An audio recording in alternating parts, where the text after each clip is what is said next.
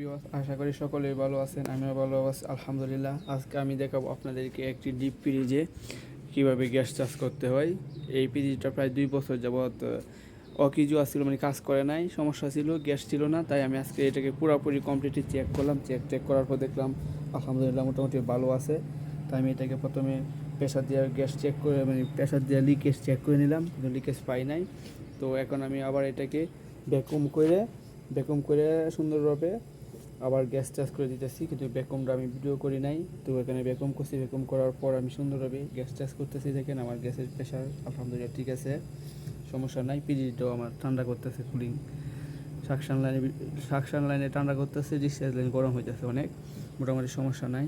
তো আমার এম্পিয়ারও ঠিক আছে, এই যে 2 এম্পিয়ার নিতেছে, প্রায় 1.8 এম্পিয়ার বা 2 এম্পিয়ারের প্রায় কাছাকাছি। তো আলহামদুলিল্লাহ সমস্যা নাই।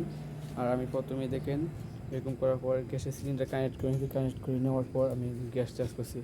আপনারা আবার হাসেন না যে এটার কালার তো, সিলিন্ডারের কালার তো আর এটার কালার সেম না, কিন্তু আমার এই সিলিন্ডারে আমি গ্যাস ভরে রাখছি আগের থেকেই বেকম করে সুন্দর। আমি গ্যাস ভরে রাখছিলাম 134 নাম্বার আর 134 নাম্বার এয়ার গ্যাস। যাই হোক সমস্যা নাই। তো এখন আলহামদুলিল্লাহ আমার ফ্রিজটা মোটামুটি ভালোই কুলিং করতেছে, ঠান্ডা করতেছে, সমস্যা নাই, চলতেছে। আশা করি এটা অনেক ভালো কাজ হবে। তো আমি এটার ভিতরে দেখতেছিলাম যে ভিতরে ঠান্ডা হয় কি না।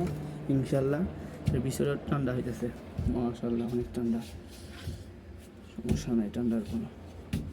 ঠিক আছে এভরিওয়ান, আপনারা সকলে ভালো থাকেন, আমার জন্য দোয়া করবেন। এই শুভকামনা রইল আপনাদের জন্যে।